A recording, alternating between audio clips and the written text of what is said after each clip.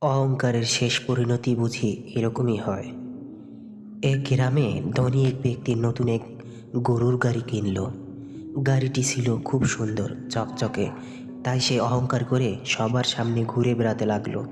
সে ভাবতো, আমি ধনী, আমি সবার থেকে আলাদা। কিন্তু একদিন গ্রামের রাস্তায় চলতে গিয়ে চাকা গভীর কাদায় আটকে গেল। অনেক চেষ্টা করেও গাড়ি বের করতে পারল না। ঠিক তখন গ্রামের এক গরিব কৃষক পাশ দিয়ে যাচ্ছিল।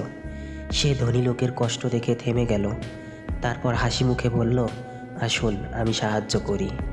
দুজনে মিলে গাড়ি টেনে কাদা থেকে বের করলো। ধনী লোক লজ্জায় মাথা নিচু করে বলল, আজ বুঝলাম অহংকার দিয়ে জীবন চলে না, সবার সাহায্য দরকার। শিক্ষা, এর থেকে আমরা কি শিক্ষা গ্রহণ করলাম? অহংকার মানুষকে ছোট করে, বিনয় মানুষকে বড় করে। একা সব কিছু সম্ভব নয়। মানুষ মানুষের জন্য সম্মান পেতে হলে বিনয়ী আগে হতে হবে।